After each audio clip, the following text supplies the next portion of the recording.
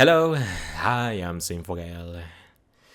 I know we all want to talk about Anniversary May, but I have yet to share my thoughts on the free content for the February 2022 Datamine. Well then, let's get started. First up, we have Blue and Arcanine, an event Fire-type striker. Apparently, I missed some controversy about the blue being bad or something. That's really funny to me, dude. Like, when you're given a free sample on the street and it's something you don't like, do you toss it on the ground and berate the poor employee that gave it to you? Arcanine is a free-to-play sync pair. If blue was bad, which he isn't, it literally doesn't matter. He only costs stamina. Like, don't be entitled babies. Enjoy your freebies, please.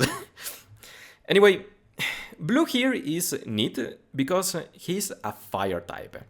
That's a ticket for automatic viability because he can augment his damage with Sunny Day. And in the current metagame, there is lots of ways to summon Sun.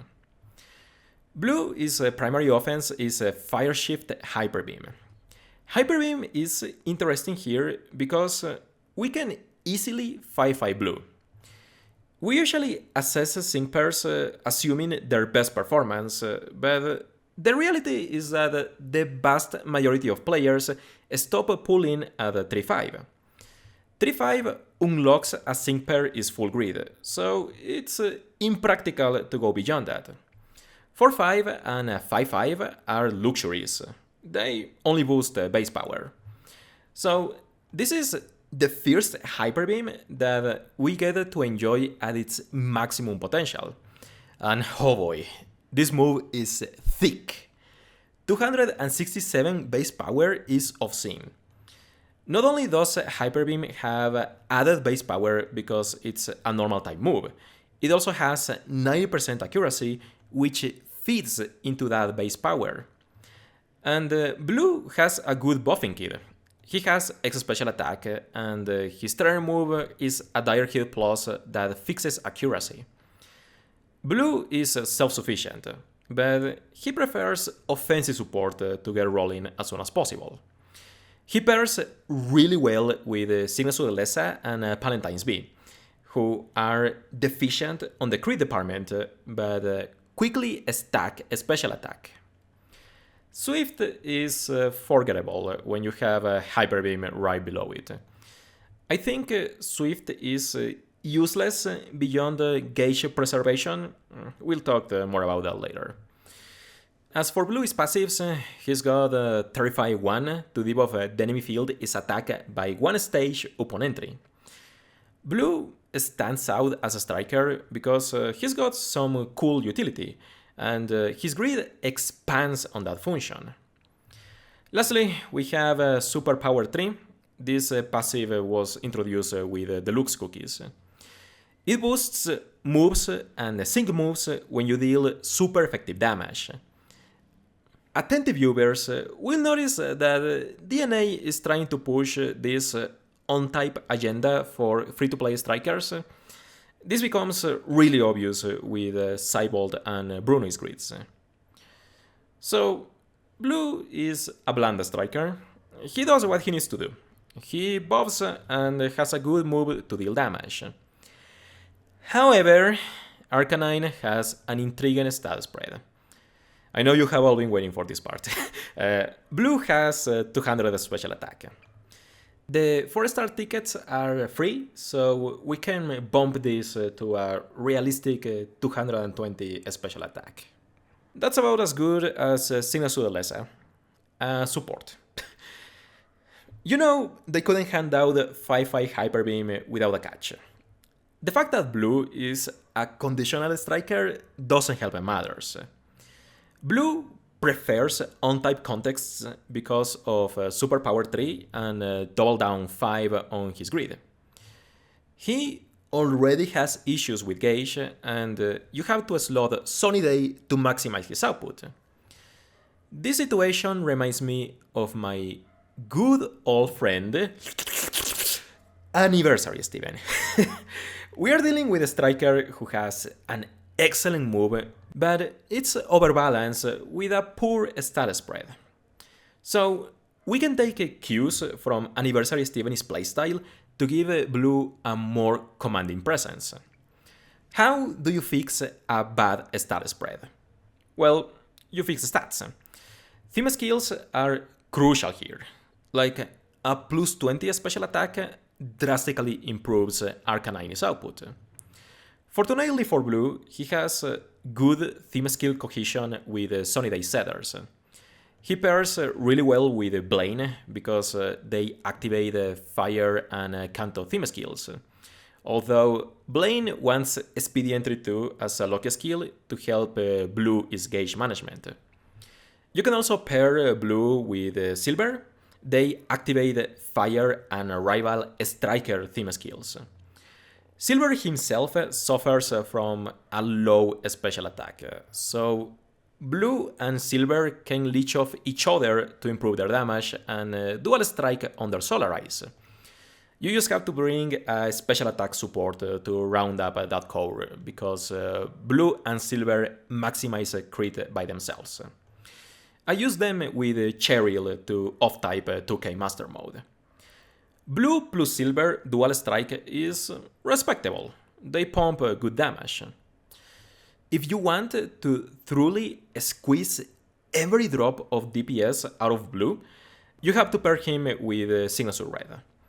They proc Fire, Kanto, and Pallet Town theme skills.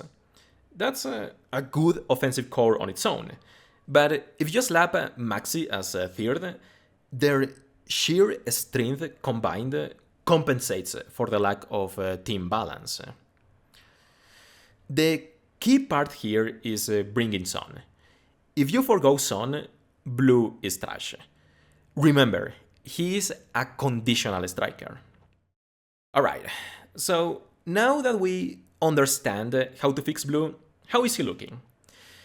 The issue here is that Blue's Grid doesn't have a single Hyper Beam multiplier.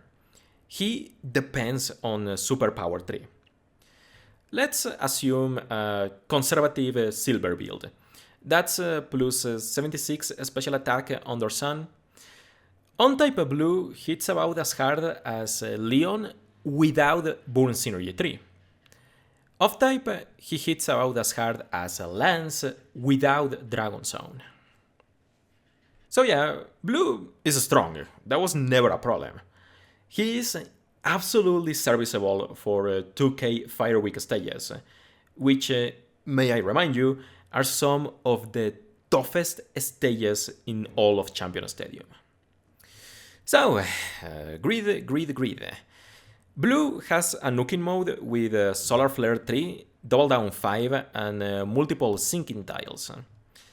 200 special attack is mediocre, I get that, but Blue has such an obscene number of sync multipliers, he nukes about as hard as 6-star EX Gladion under Sun. Super Sinker and Sync Freebie are okay, these are for closing matches. When you sync with Blue, you should have reached the Battle's climax. But I feel that good Blue team compositions solvent his Gauge and his Asteroids, so he doesn't require closing passives. Now, what I like the most about Blue is his utility passives. He's got Team Speedy Entry 1 and Speeding Zone 2. This is huge. Remember that Blue best plays under Sun. With these tiles, Blue becomes a gauge battery, and he can barely sustain an uninterrupted Hyper Beam volley. Personally, I would rather use these tiles over Super Sinker and Sync Freebie. If you apply more Hyper Beam pressure, you can make up the damage difference from missing Super Sinker. Hyper Beam accuracy plus 10 is cool because it turns the move perfectly accurate without having to click a Blue's trainer move. So you can pair him with Custom Jasmine or Fogler. But what I like here is that Blue can stack accuracy buffs on top of the tile to counter stages that raise evasion. X special attack NPR3 gives Blue offensive autonomy, but I think he is best paired with special attack support anyway. This is a very simple grid, there isn't a whole lot to toy with. But we can address the meme that is Blue is Swift mode. So he's got several Swift tiles, Swift Critical Strike 2 and Swift Power Posture. This is meant to be played off Terrify 1 and Swift Overwhelm 2, which offers a 30% chance to debuff attack.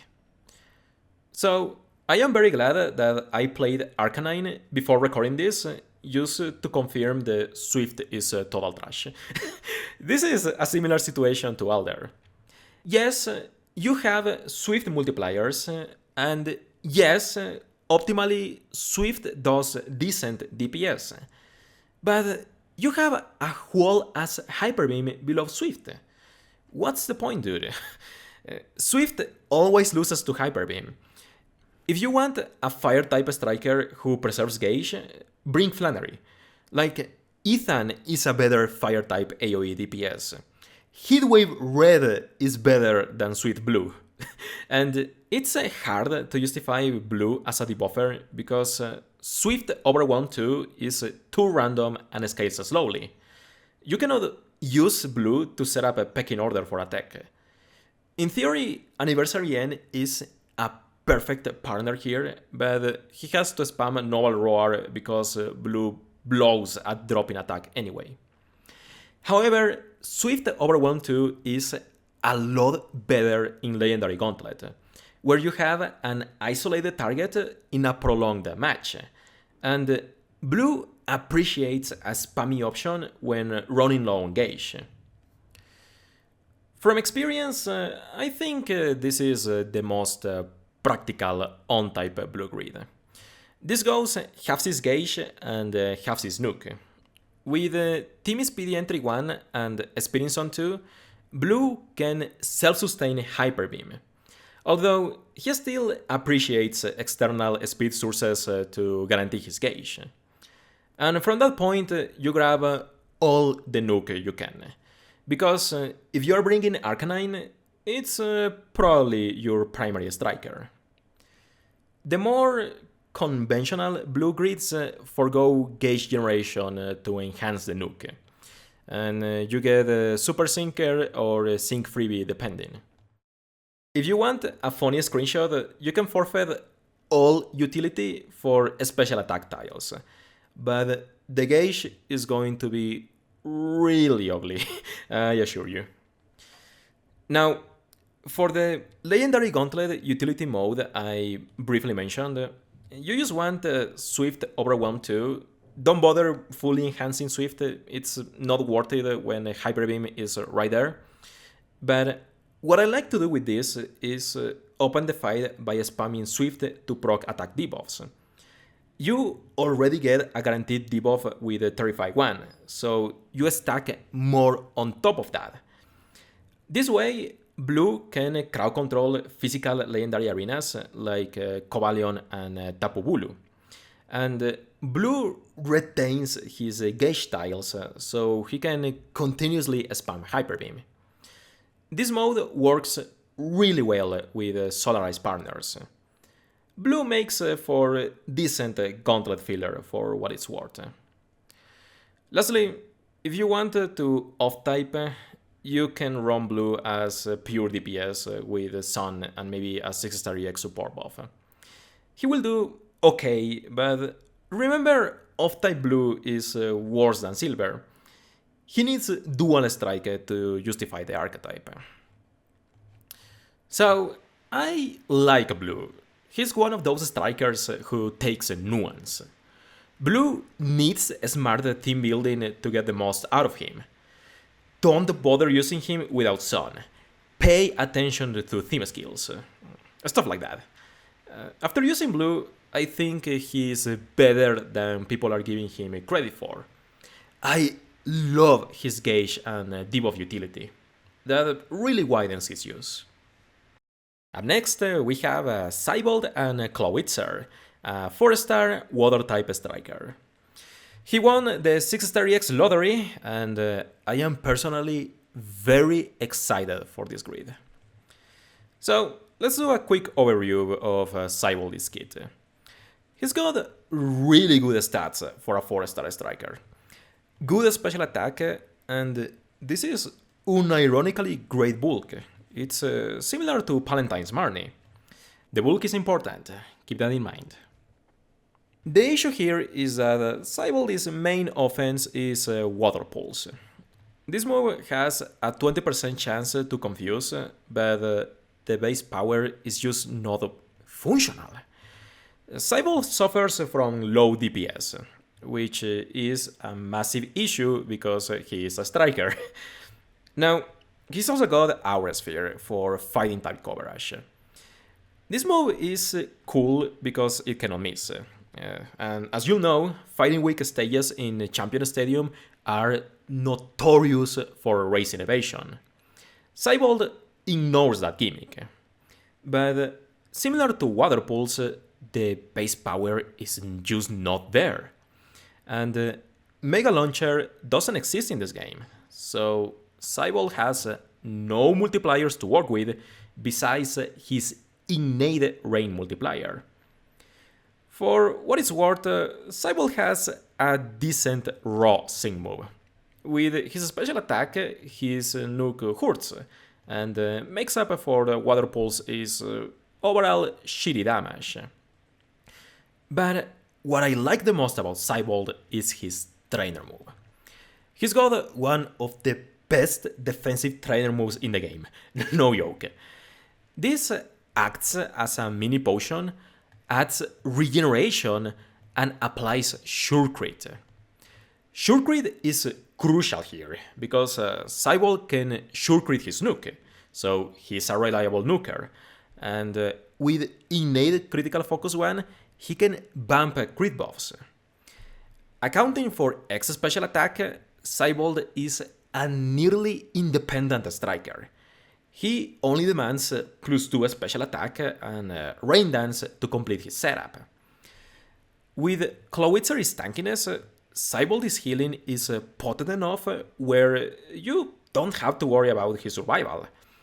But the Sure Crit plus critical focus function elevates Siebold. If you slot Siebold, you don't have to babysit his offense. He is very consistent. Now, part of Siebold's mockery is his bad DPS, but part of it is also the metagame surrounding Siebold.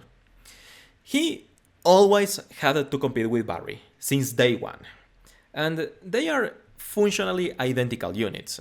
They suffer from the same illnesses. Barry works with Power Flux 5 Bubble Beam and a decent nuke. At 3 stars, he has more special attack than Siebold, and the only thing Barry demands is special attack support. At base, Barry is better than Siebold. The second Barry got his grid, he buried Siebold alive. Barry got ramming speed, inertia, and he became totally self-sufficient. And later on, Barry also won the 6-star EX lottery. And then Cyrus's grid was introduced. Siebold just cannot compete with Cyrus's Hydro Pump DPS and Barry's nuke. So while he has his perks, he is an outclass striker. Outside of a Legendary Gauntlet, Siebold is sadly impossible to justify. Not even as a free-to-play striker. The recovery and Sure Crit are not enough. Until Siebold is grid. He's now got multipliers for competitive damage. Here we have Double Down 5, Brain Sync 5, and Trainer Move Super Preparation 4. I like this angle because it focuses on Siebold's Sure Crit nuke, which is his best perk. And Siebold's 6-star EX is extremely important because it allows him to compete with Barry. Siebold is being referred to as a Barry side grade. I agree, but I am also here to argue that Siebold is a better on-type striker than Barry.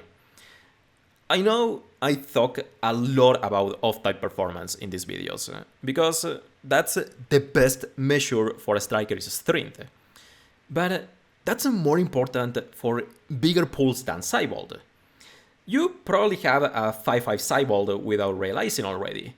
And for low-tier strikers such as Siebold, on-type value carries more weight because you are not using them anywhere else. So let's talk grid.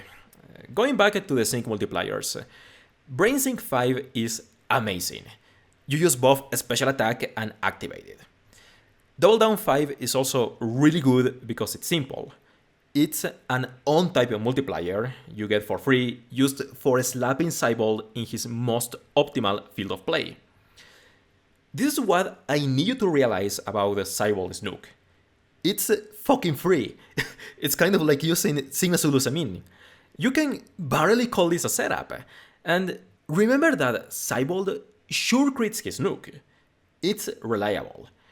You only have to bring a team of Rosa plus Tech Blastoise, and Siebold clean sweeps Water Weak stages first sync.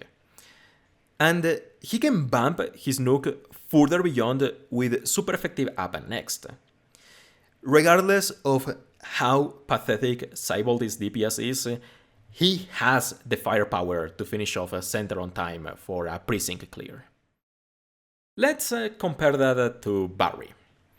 So, Barry's Snook has Inertia and Cakewalk. Barry cannot set up Cakewalk. It's unrealistic. You sort of have to bring Elio for special attack buffs and Sparkling Area trip up. Most Barry grids forgo Cakewalk. Inertia is just easier. So, relative to Siebold, Barry is a multiplier short already. Barry can maximize speed with his trainer move, but he needs the move point refresh tree. That's another layer to Barry's setup. He has to reset for the trainer move point refresh to maximize crit and speed. Furthermore, Barry cannot buff a special attack without the trainer move ramped at 1. That's plus 3 special attack, so he needs a special attack support anyway. And if Barry has to use ramped at 1, it cuts down a significant portion of his Snook. Remember that you have to slot Rain for Barry just like Siebold. That puts even more pressure on your support to complete Barry's setup. So, Barry has to reset for his trainer move, he needs a special attack support, he has to nerf his Snook, and he doesn't sure crit his sync. Compare that to Siebold, who only needs plus 4 special attack, sure crits his Snook, and even attempts super effective up and next.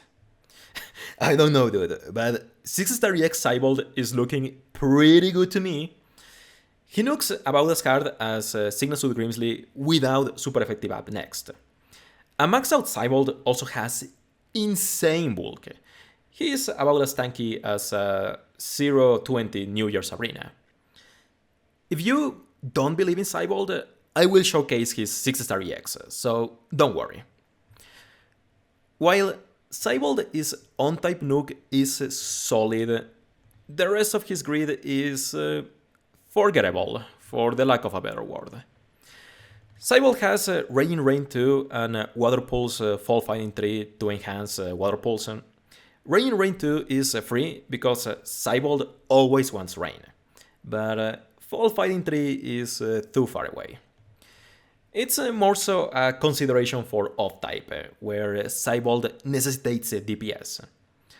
Fall Fighting is a multiplier derived from interferences, so it procs with Confusion, Trap, or Flinch. Siebold can apply Confusion at a 40% rate with Water Pulse Aggravation 1, but fortunately for Siebold, there is a Rain Setter who reliably applies Confusion, and that's Tech Blastoise. Tech Blastoise has Water Pulse Aggravation too, so that's a 60% chance of proccing Confusion, and Blastoise activates Water-type skills to improve Siebold's damage. Siebold is a nuking machine, so you only really need to apply Confusion on center to chip them down while waiting for your nuke. With 50% multipliers, Siebold can realistically bump Water Pulse to 108 base power, and accounting for the extra rain multiplier, it's okay. Nothing crazy, but serviceable. Besides that, Siebold has miscellaneous utility. Trainer Move, Master Healer 1, and NPR 2 improve Siebold's recovery. Remember, Siebold has one of the best recovery rates of any striker. He refuses to die. Sync Burst 1 recharges MPs for X special attack and Siebold's Trainer Move. This is for Battle Villa purposes. Siebold can also reliably cap out his special attack for his second nuke, but I am not a big fan of this passive for this particular unit. Racing Rain 1 is whatever because Siebold is amazing at gauge preservation. Water Pulse is only 2 bars, and his innate regeneration stalls for gauge. Bursting is equally as useless. A, it takes too much energy, and B, Siebold's Trainer Move has 2 uses and applies Sure Crit. It guarantees a couple nukes already. Now, Siebold's Aura Sphere mode remains awful. He has tiles to bump it to 74 base power, but Rain 2 and Super Effective Up next work as Aura Sphere multipliers, but there are easier ways to do free-to-play fighting type damage between Corina, Solgaleo, and Bruno. What's more interesting is Aura Sphere Mugage Refresh 9. You can sleep chain with that. I suppose the intention is that Siebold does effortless chip damage given his self-sufficiency. So, for the grids, I am going to talk about in the context of 6-star EX Siebold, because I don't think he's worth humoring otherwise. On-type Siebold is insanely easy to use. He enters a stage with his multipliers active. You just want a special attack support to top of Siebold, plus a range setter for the water type bonus. Siebold can afford Trainer Move Super Preparation 4 to attempt Super Effective Up next, but he reliably erases the enemy field even if he doesn't proc that. Also, a little advice, you want to take the right path to reach Siebold's topmost sinking tile, because you get more special attack out of it. You're welcome. Off-type Siebold is trickier. He nukes hard, but his overall performance is worse than Barry.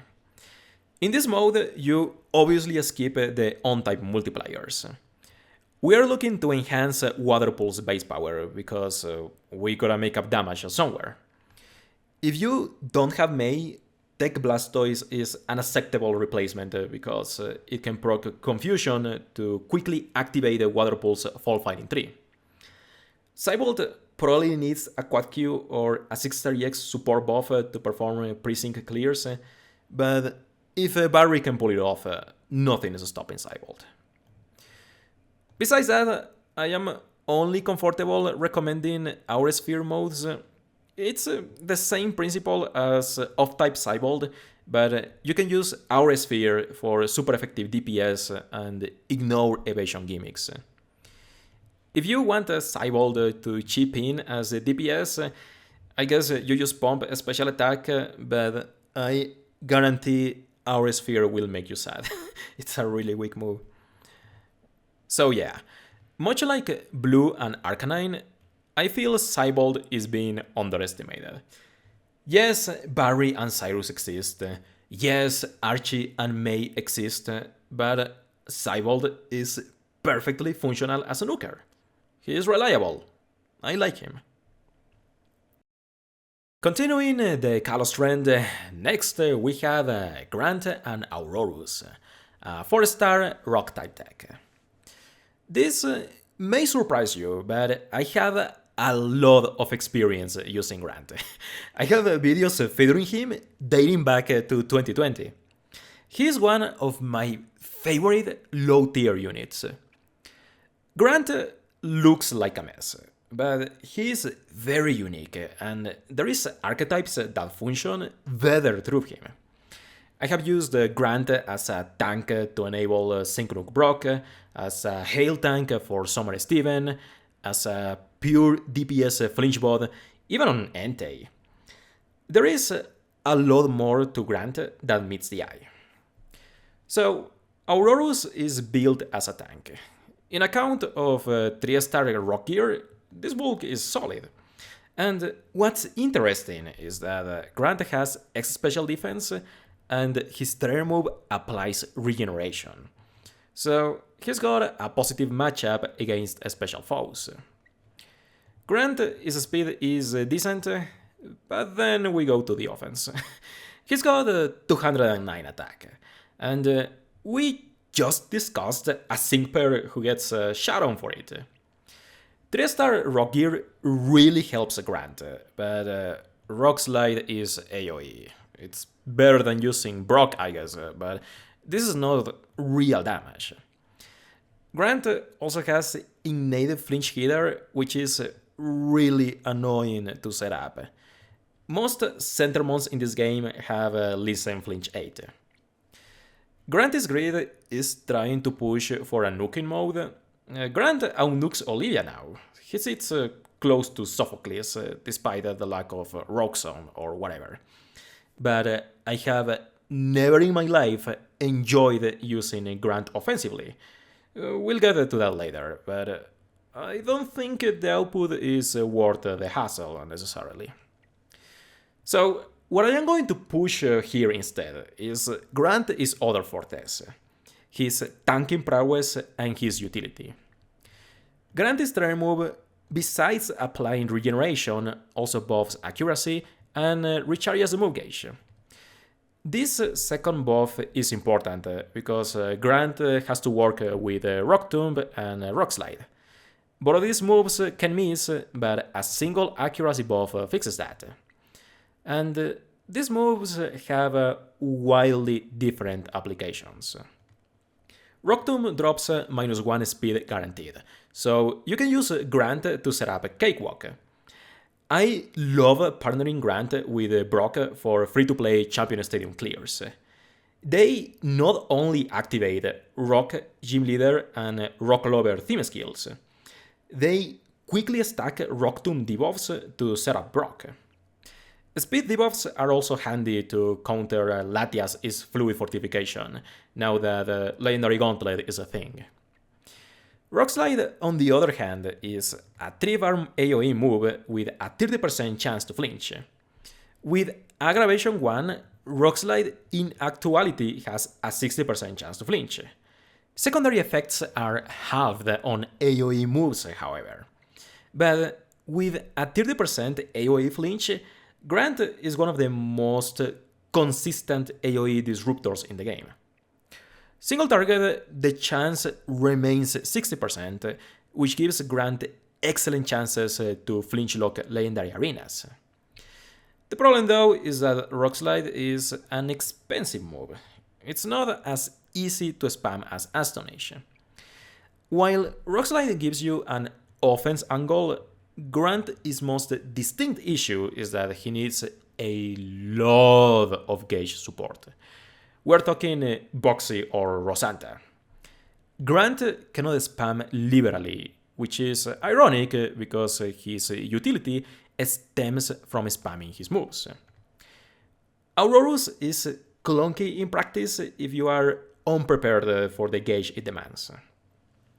Now, what I like the most about Grant is that he has innate Snow Shelter and Sun Shelter.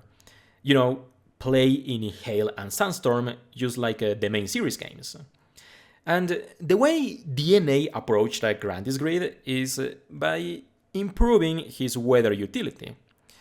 I think that Tank Grant is most consistent in Hail archetypes, so I welcome this with open arms. Grant is wildly versatile. I think the best way to play Grant is by focusing on one specific aspect of his kit and abusing it. Like, you want to enable Cakewalk? Okay, partner Grant with Brock for team skills and Rock Tomb cohesion. You need a flinch pod for Summer Steven? Grant can tank for a party, but you have to supplement the gauge accordingly so he can spam flinches for some breathing room. Offensively, Grant is disappointing. I am warning you. I know Grant is limits. With his grid, Grant's nuking mode is much more convincing, but I would rather use Olivia or even Brock. They are brainless, where Grant is convoluted. So let's check out Grant's grid. First, his general utility, and then the weather stuff.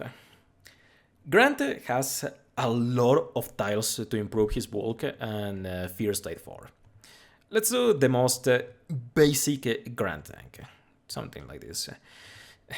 This bulk, at 5-star potential and with 3-star rock gear, is fucking respectable.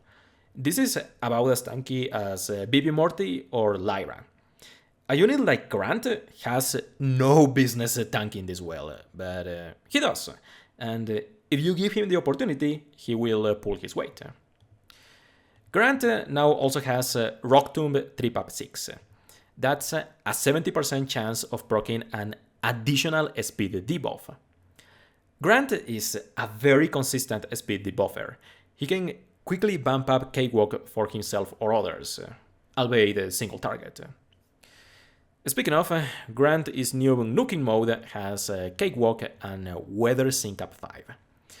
The former scales with speed debuffs, while the latter activates when any weather is active. Tag Double Down 2 on top of that, and Grant outnukes Olivia. Grant also gained Trainer Move Follow Through 9 to sure crit his nuke. This is janky because Grant has to nuke with a Flinch Hitter. You cannot attack with Rock Slide to proc Flinch and then get the sure crit because Flinch would expire by then. If you wanted to preserve sure crit, Grant absolutely needs an auxiliary Flinch partner. So, for Grant's Hail Weather mode, he now has Healing Hail 1 and Hasty Hail 2. These tiles are massive. One of my favorite Grant modes is as a Summer Steven partner for Legendary Arena. Summer Steven summons Permanent Hail with a Hailbringer, so Grant receives constant recovery and generates gauge in return. And Grant can spam Rock Slide to proc Harry and Flinch Hitter for Steven. As for Grant's Sand mode, he's got Sand Fortress and Sands of Time too. Sand Fortress prevents debuffs when the weather is Sandstorm. I don't think Grant makes for a good tank for Sand because he doesn't contribute much for the archetype. Outside of Kukui, no Sand Striker benefits from speed debuffs or flinches. Furthermore, Grant lacks Surin Sand, which hurts his tanking viability. And Sand typically runs Ingo. You can do more by replacing Grant with a strong striker.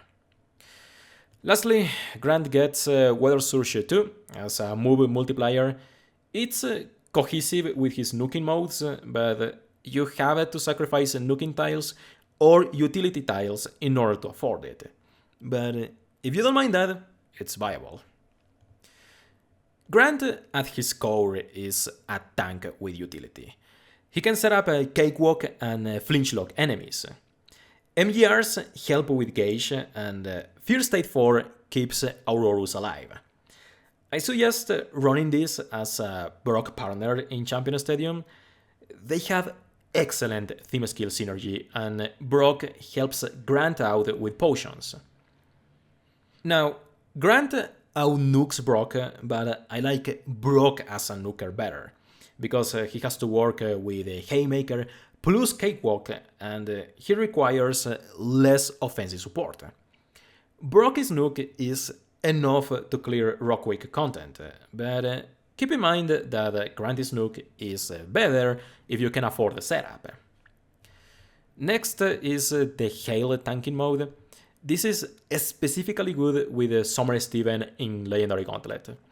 Rosanta or any gauge generator makes for a good third. I would pass up on Grant as a sand unit.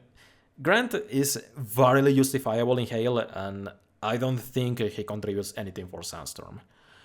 Unless he's nuking. So, Grant can very afford all his singing tiles.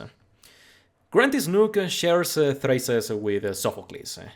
He has to fully debuff center, so the way I picture this is that he has to spam Rock Tomb to 1. And something cute about Granty's Nook is that Weather Sync Up activates with any weather. You could bring Palentine's Bee with permanent field effects and she lets him nuke. You could partner Grant with May, I guess.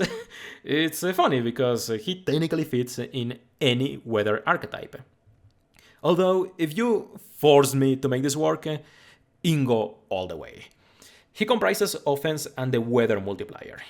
Remember, Grant needs +6 attack and +3 crit, and I will bring Kukui as a third because he contributes with type skills, Leer, and Rock Tomb debuffs.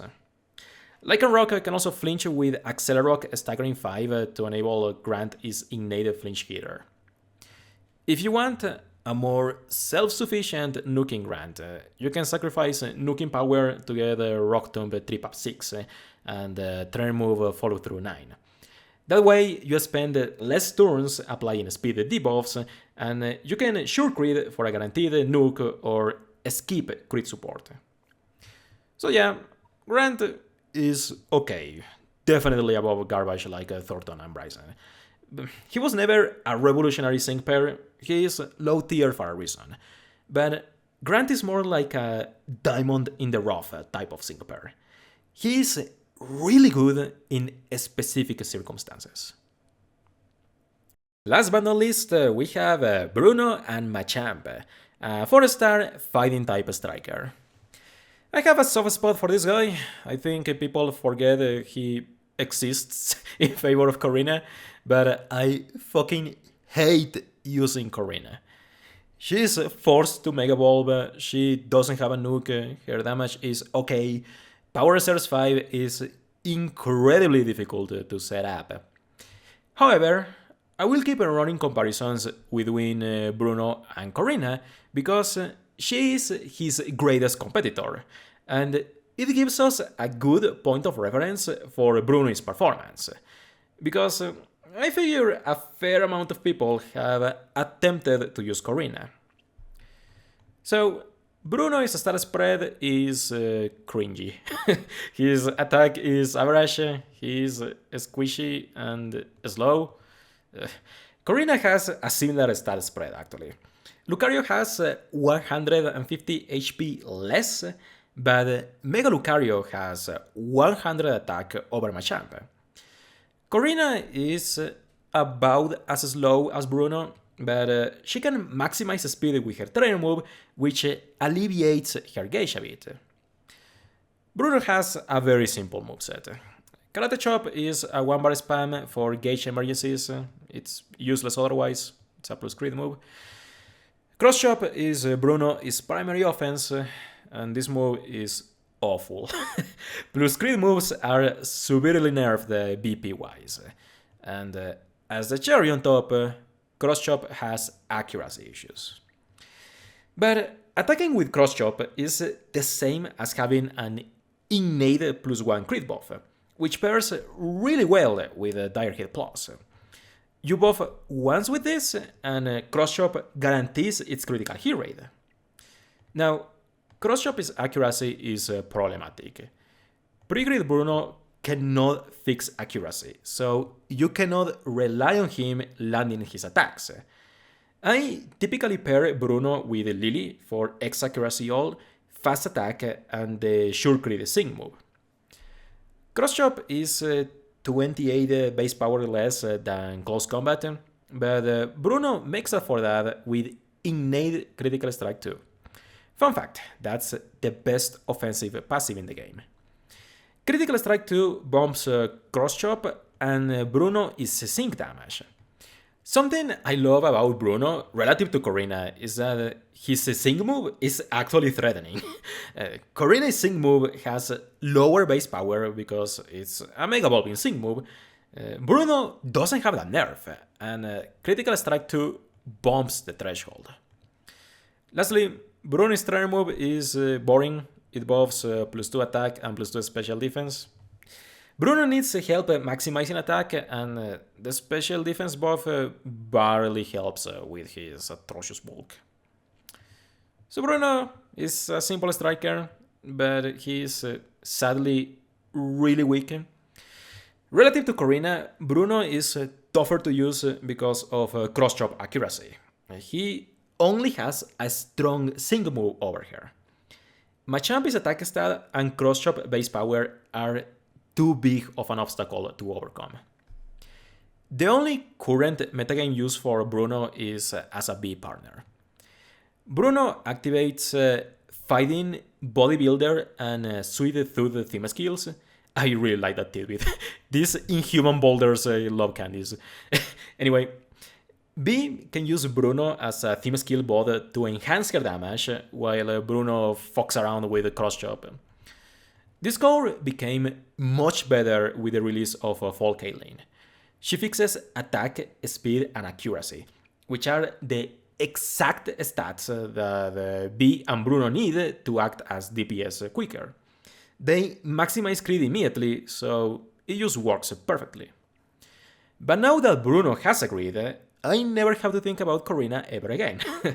So, Bruno's noteworthy tiles are an additional Critical Strike 2, Cross Chop Smart Cookie, Double Down 5, and Train Move Super Preparation 4.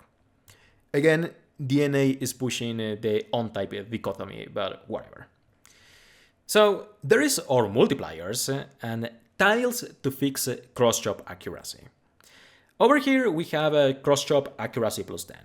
That makes it 90% accurate, and with Pinpoint Entry 1 it becomes perfectly accurate. It's annoying you have to spend this much energy fixing Cross Chop accuracy, and if your target has a single evasion buff, Bruno can miss, but whatever, Bruno can finally fix Cross Chop by himself. Besides that, there isn't a whole lot to work with here, just random miscellaneous utility. Headstrong, Flameproof, Sync Freebie are all whatever. Amp 2 is an attempt for Bruno to generate gauge, but his speed is dogshed, so there is no point. Never use Last Dash 3. The deal with Bruno is that he now has a much more commanding Sync Nuke for fighting weak stages. I would suggest something like this. If you fish for the super effective up next buff, Bruno out-nukes B. But as you'll know, B has a 6-star EX and she's just a better unit. So take that as you will. I have seen Bruno is nuking potency with Classic Red, and with Double Down 5, he should be capable of deleting center Fierce Sync, if not severely cripple it. So go do this, I guess. If you don't feel like relying on the super effective up next RNG, you can beef up Cross Chop a bit more. I don't like taking Pinpoint Entry 1 here because it sacrifices a lot of power. But you can pair Bruno with Lily or Springborg and he still works out fine. Otherwise, you can run Bruno as pure DPS. I discourage running Bruno off-type. He works, but if off-type Gardenia barely scraps by, I wouldn't count Bruno as a good blanket striker. He has enough issues as it is, but off-type DPS is the way to go. That Bruno plus B plus Fall Caitlyn core works even better now that Bruno can pump respectable damage. In that specific team composition, Bruno doesn't need accuracy tiles because Fall Caitlyn buffs accuracy. So Bruno can grab attack tiles and focus all his attention on bumping cross-shot DPS. In this context, Bruno hits below Hala outside of Hail, so the output is okay. Bruno is absolutely usable on type. I like him. He's mostly a Corina alternative. There isn't much else to say here. Bruno is a striker, he deals damage, that's about it. Alrighty, now we just have to wait and see for the anniversary Datamine. Oi, oi, oi, oi, oi, oi. Hopefully nothing too big happens. But I already got used to the idea of skipping banners after straight up ignoring Cyrus, so hey, it's nice to exercise self-control. Well then, thank you for watching, good luck on your pulls, and let's hope that the future holds good things for us. Take care, and I hope to see you another time.